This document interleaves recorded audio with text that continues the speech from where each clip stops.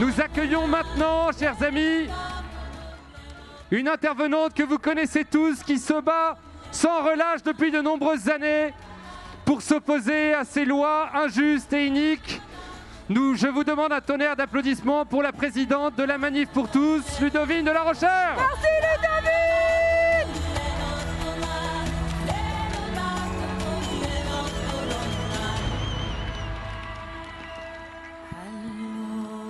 On applaudit Ludovine. Allez, plus fort.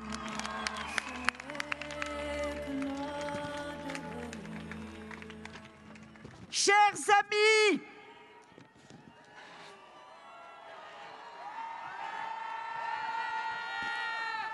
la France vit une période difficile, douloureuse, incertaine. Alors les Français attendent tous au moins deux choses de l'exécutif. Qu'ils se concentrent sur les urgences, à commencer par leur santé physique et économique, et qu'ils veillent à l'unité de la société.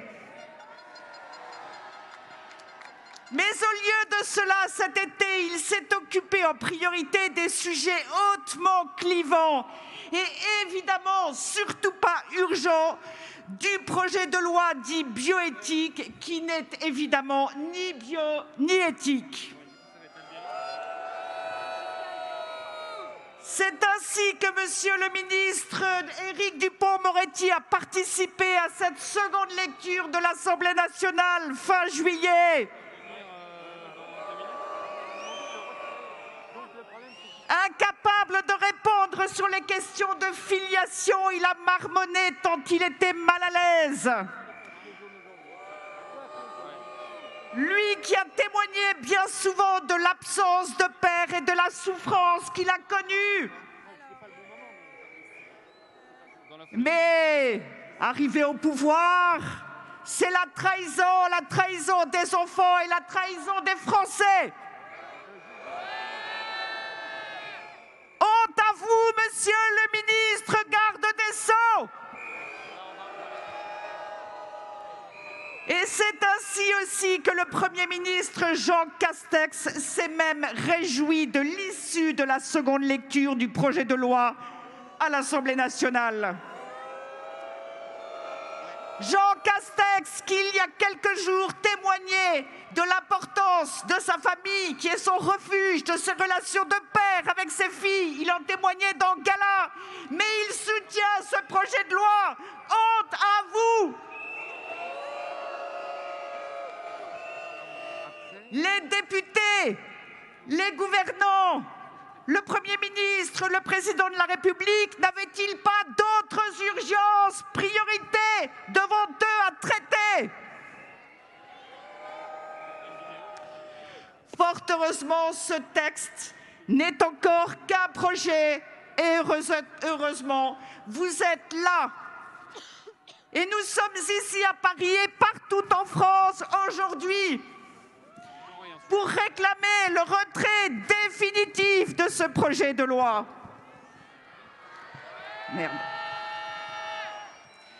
Car ce texte porte atteinte aux valeurs de la France, qui se dit si haut et si fort patrie des droits de l'homme. Comment nous, Français, pourrions-nous accepter que l'État, en notre nom, au moyen de nos cotisations, prive délibérément des enfants de père toute leur vie? Comment oserait-il priver un enfant de l'amour d'un père? Comment peuvent-ils le priver de cette relation paternelle unique? Non, ce n'est pas possible. Le comité consultatif national dit d'éthique, décidément que de mots éthique et bioéthique, là où il n'y en a pas, on met une étiquette. Eh bien, ce CCNE a soutenu pendant des années que l'enfant a besoin d'un père. Puis il a changé de doctrine il y a 2 ans. Pourquoi? Parce qu'il a cédé face à de puissants intérêts financiers, parce qu'il a cédé face à l'idéologie du genre, parce qu'il a cédé face à l'idéologie transhumaniste, parce qu'il a cédé face à l'influence de courants ultra-minoritaires, militants, extrémistes.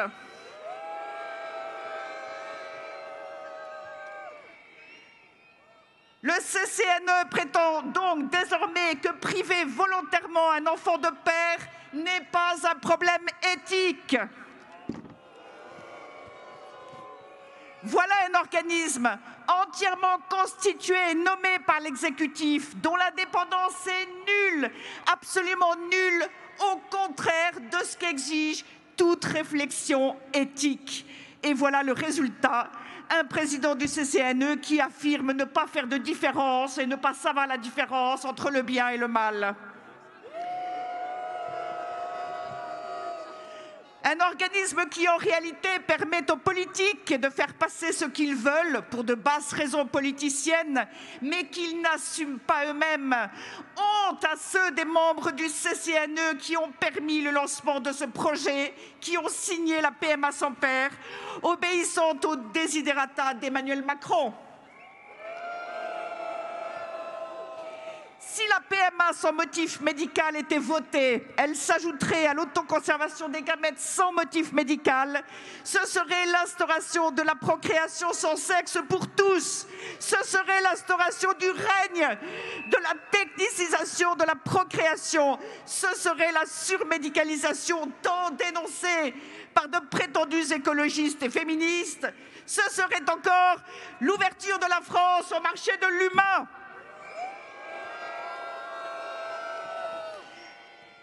La sécurité sociale, c'est-à-dire vous, c'est-à-dire les Français, enrichirait alors tous ces groupes pseudo-médicaux et ces commerciaux de l'humain, ces laboratoires pharmaceutiques et ces cliniques privées.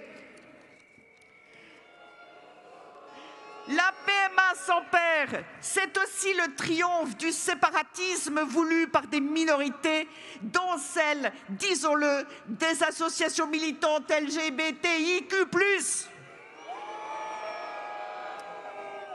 Le résultat est hélas prévisible, une société où il n'y a plus que des communautés, une société où plus personne ne se comprend, une société où tout le monde s'ignore, une société qui manque de fraternité, ce que Macron lui-même ose dénoncer, une société où les tensions sont avivées, une société divisée qui finit par éclater.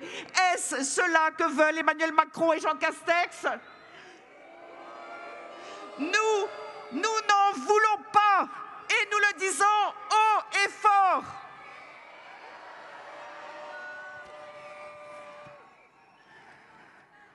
En soutenant ce projet de loi ni bio ni éthique, la majorité parlementaire, honte à elle, elle bafoue la dignité humaine, la protection due aux plus vulnérables, le besoin évident de tout enfant d'avoir un père et une mère. Elle piétine les pères en les considérant comme superflus pour leurs enfants. Elle piétine les mères en prétendant que la maternité pourrait n'être qu'une forme de contrat, niant de facto la place unique, la place extraordinaire, merveilleuse de toute mère naturelle ou adoptive. Ce projet de loi trahit les enfants comme il trahit les hommes et les femmes. Monsieur le ministre Éric Dupond-Moretti, vous trahissez les enfants, les hommes et les femmes. Vous êtes le ministre de l'injustice.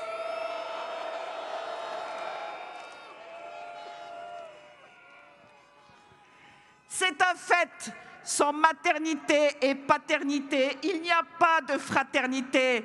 Alors, monsieur Emmanuel Macron, qui ne cesse de nous parler de fraternité, eh bien, nous l'appelons à respecter la paternité et la maternité. Ce projet de loi consacre aussi la loi du plus fort, en voulant autoriser des apprentis sorciers à créer des embryons humains génétiquement modifiés et des embryons chimères, animal-homme, pour de prétendus hypothétiques intérêts scientifiques. On laisserait ces apprentis sorciers expérimenter sur l'être humain, manipuler le génome humain. Ni l'urgence écologique, ni la crise du coronavirus ne leur ouvrent les yeux. Malgré toutes les évidences, ils refusent de voir la vulnérabilité de notre humanité. Ils refusent de voir que, comme nous avons dévasté la planète, la faune et la flore, nous risquons de dévaster la nature humaine. La réalité, c'est qu'il n'y a pas pire aveugle que celui qui ne veut pas voir. Folie des hommes, folie des passions humaines. Oui, folie lors de l'examen cet été à l'Assemblée nationale. Alors nous sommes là aussi pour appeler à la sagesse les sénateurs qui, dans quelques semaines ou quelques mois, auront à travailler en énième lecture sur ce projet de loi. Dans le contexte d'aujourd'hui, des millions de nos concitoyens voient leur emploi fragilisé ou vont le perdre. Des milliers d'artisans, de commerçants et de patrons de PME ne se relèveront malheureusement pas des conséquences de la crise sanitaire. Mais ils se sont occupés cet été de procréation sans sexe pour tous, de PMA post-mortem, de repas anti-chambre de la GPA, de manipulation génétique, de création de gamètes artificiels, de fécondation de ces gamètes artificiels. Voilà sur quoi Monsieur Dupond-Moretti et les autres travaillaient. Quelle honte! Mais Emmanuel Macron a besoin de faire croire que son texte est équilibré. Alors le gouvernement n'a pas soutenu ces dérives de dérives. Et grâce à vous, ce sont déjà des mesures.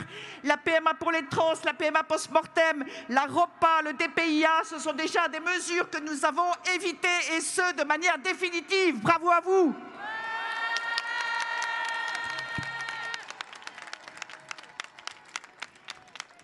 L'histoire retiendra de cet été, et nous verrons la suite, que pendant que la France faisait naufrage, comme sur l'orchestre du Titanic, les députés jouaient de la musique, aveugles à ce qui se passait, insensibles aux sœurs de leurs concitoyens qui se noyaient, insensibles à l'avenir.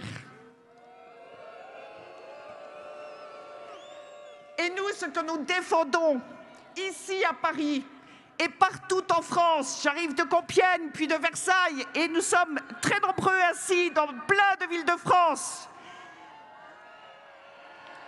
Et ce que nous défendons pour nos enfants et petits-enfants, c'est le respect de leur être, le respect de leur vie, le respect de leur intégrité personnelle et familiale. Nous défendons l'amour, quoi qu'en disent nos détracteurs, l'amour qui accepte de renoncer pour autrui, l'amour qui sait poser des limites à ses propres désirs, l'amour qui respecte celui qu'il dit aimer, l'amour sans condition et sans contrat, l'amour qui sait s'oublier soi-même, l'amour généreux et durable. Soyons fiers de défendre et de protéger l'amour, la justice, l'égalité entre tous les enfants.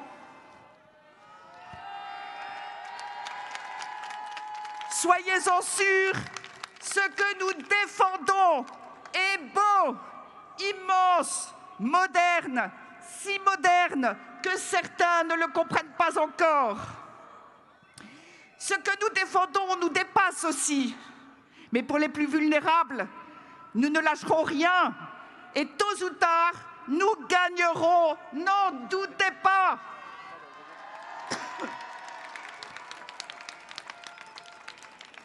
Et nous devons rester mobilisés. Nous devons aller à la rencontre des parlementaires, mais aussi de nos voisins, de nos collègues, de nos proches. Et plus nous le ferons, plus vite la famille et la filiation seront de nouveau protégées dans notre beau pays, mais aussi aux quatre coins du monde. Comme nous le disons souvent, la dignité des enfants, la dignité des femmes et des hommes n'a pas de frontières.